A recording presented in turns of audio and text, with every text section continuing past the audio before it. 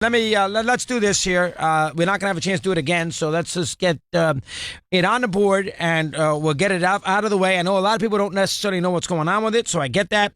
People around the country could care less. Half of them, I get that. This is a national sports talk show. I understand. So I mean, there are I got Ryan in South Carolina right now wants to break down Westbrook. So there's other things to do today, but I have to get into this to a degree a little bit, and so I will spend a couple minutes on it and. Away we go. There are lessons to be learned here if you're a talk show host or anybody in the world who is leading a high-profile position. Because if anybody didn't see today, I don't know how you missed it. If anybody didn't see today, my old radio partner is going to return, so I can't play those refugee songs anymore, going to return to his former stomping grounds and afternoon drive at WFAN. This is after a 3.5, 4 month retirement scenario, and Mike will return and do I don't know when, but do his show soon, I would think, tomorrow. I mean, sometime along the way, Mike will anchor that afternoon positions again over at WFAN in New York. And so he will return after retiring on December 15th. And there are a lot of lessons to learn here from a standpoint of who did what and who did this and everything else. Let's start with the Mike aspect of it. And I tell you what I learned. Two things. And, I'm almost the same age as Mike, 5 or 6 years younger, but I learned the same thing. Two things. A, when you retire, and listen, I learned it from Mike. When you retire, just retire. Just, you finished. You say goodbye on a Friday afternoon, give the quarters a chance, and move on. You can't do a long goodbye, because if you do a long goodbye, it gets a little tedious, number one. And number two, if you do that and then all of a sudden you change your mind in 5 or 6 months, you're going to look like a horse's fanny. So when it's time to go, just sense it in your own gut and go.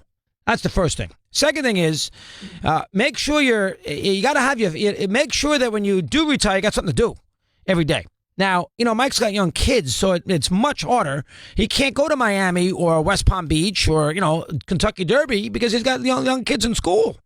So, I mean, as Tom Pecora used to tell me all the time, and it was a great line, the old coach of Hofstra, another guy on Fordham, another guy who like Tom Moore left his program in a shambles. But as he told me 1,000 times, his weekend started Monday morning at 8 o'clock when he can go back to work.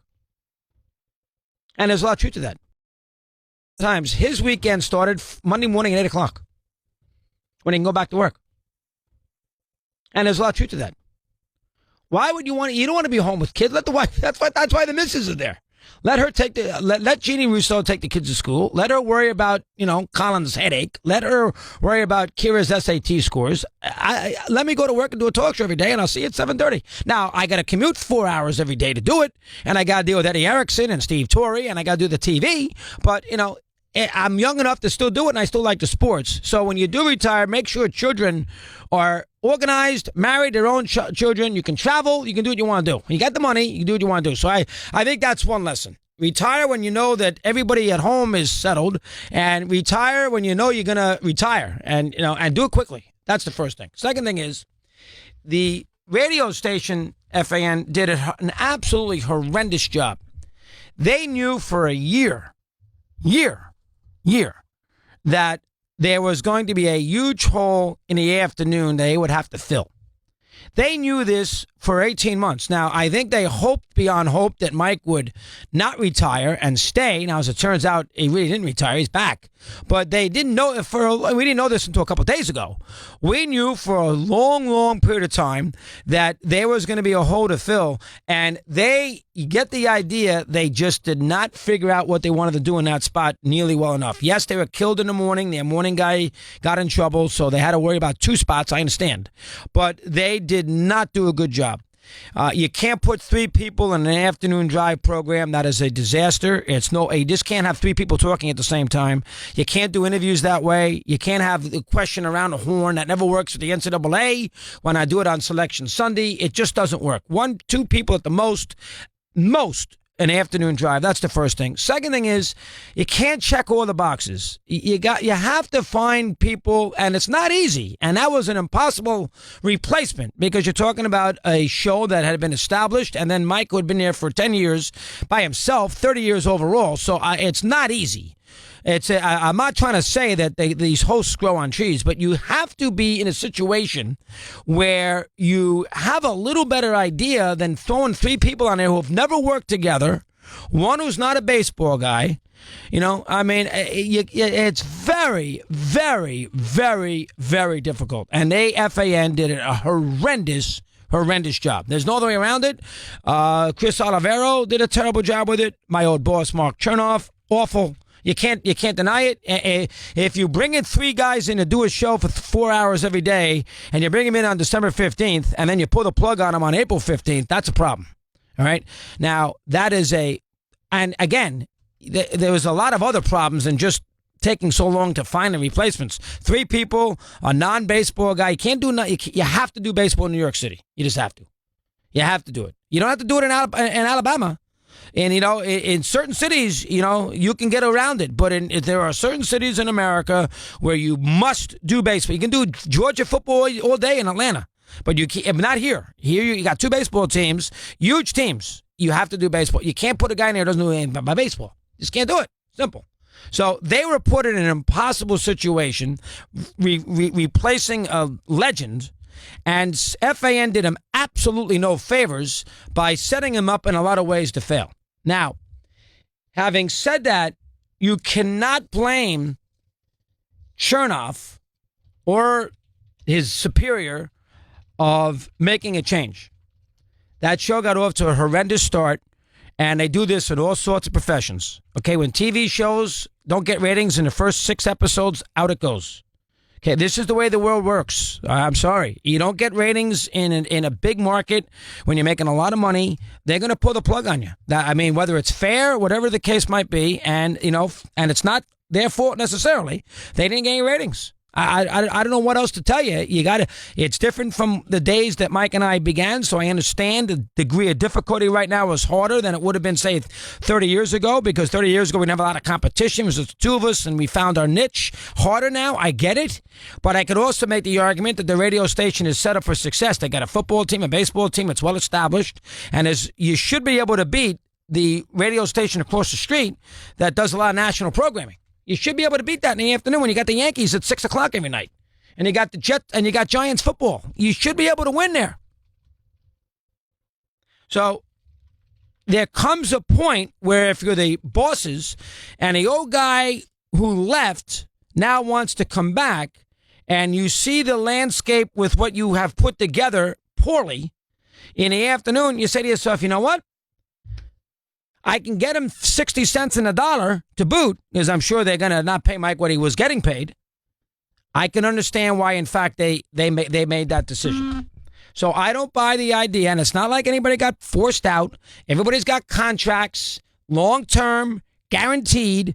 So we didn't throw 20 people out on the street. So that the idea now that a lot of the writers want to make you think. Now, again, that's a tremendous psychological blow. Tremendous for their new afternoon show. I mean, they went from drive time to 1 to 3. That's painful, but they are there they got a 2-year guaranteed contract, making good money. They can find a niche, maybe get a little better, less hours, 2 instead of 4. So I mean, it's not like it's just not Don Chaney getting thrown out on a cab ride after Madison Square Garden with Dolan 20 years ago. It's not the end of the world. And the radio station over there, their job is to get ratings. That's their job. Get revenue and ratings. And the new team, 3.5 months is not a very long time. I'll buy that. But the new team wasn't doing either one of them. And I don't know if that would have been improved in a foreseeable future. It's into the baseball season. After the Jets and Giants drafts are over, it's all Mets and Yankees. And you got a third of the group there doesn't know anything about baseball. That's tricky. The other thing that you learn, and I learned this, and I tell you, sometimes I moan and groan about it, and I'm never going to do it again. If you leave, it's not that easy. They're not going to pay you the same amount of money that they paid you going somewhere else. I've said this 1,000 times, and it's true. I came here, whenever I came here, in 08, 5 years. They always are in a romance you when they want you. So, Chris, we'll give you the store, anything you want. All right. looking for a different avenue, different change, we'll do it. Once those 5 years are up and they've milked the stone a little bit, the leverage goes to them, not to you. Mike left. 3 months, couldn't do much. It's a different landscape. There's not a ton of radio stations out there. And the offers are not going to be the same. There's nothing else to say. When it happened to me 5 years ago, 8 years ago, I had to make a couple of adjustments if I wanted to have the same income. Second job, MLB Network, which I'm glad I did, but MLB Network, I wouldn't have done it if this money was the same, be fair. MLB Network matched what I was originally making, and I found a niche with the MLB Network. Now, that was 5 or 6 years ago. I got a great agent. The MLB Network needed good programming. Sirius wanted me, not for the same price. I said, okay, I got to deal with it. I'll make the adjustment. I'll stay. What else can we do to make up for the money? That's where the MLB Network came in. When you leave a long-time radio station and they're paying you big money to go somewhere else, to expect that same company to pay you the same amount of money 30 years after you first signed with the first station, the money is not going to be there. And I'll address this because we should address it, and it's because it's been out there, so I'll set it up. I had, and I hoped he did. I didn't think he would because Mike's, got his, I didn't know what Mike was going to do, but he had an opportunity to come here. We would have given Mike, and they didn't have to ask me for my approval. Mike is big enough that if Mike wanted to come, he would have come.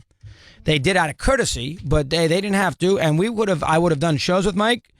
I would have, part-time. Mike would have done, probably a little football on the weekends. On Sunday, that great NFL show, the Monday thing. He probably would have done a recap Monday. We would have done a show together on a Friday. I had no problem with that. We would have done that. It just, for whatever the reason, between Sirius and Mike, that deal did not come to fruition. But I was all for it.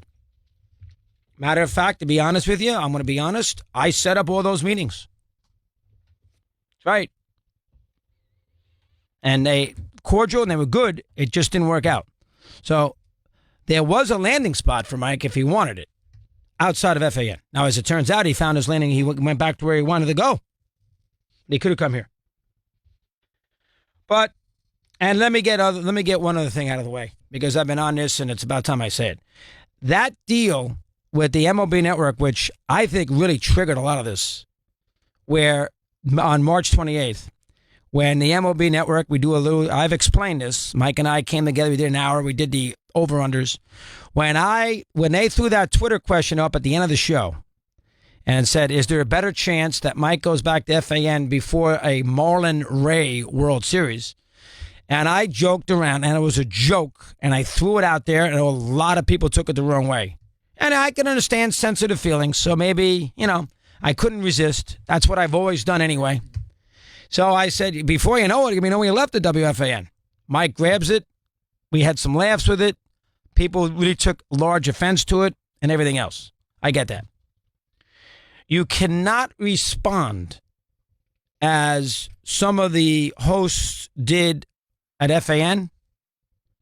The best response to that, if you really were offended and you thought I was out of line, ignore it. You cannot. You know how many times Mushnick has killed me over the years? I have never said a word about it on the air, never have called him, never a peep in 35 years being on the air, never a peep. And don't bring up the old agent, Phil, because I didn't even know he called back in 1993, Robert Schaff. Don't bring him up. Never a peep. Raceman, same thing, never a peep. You cannot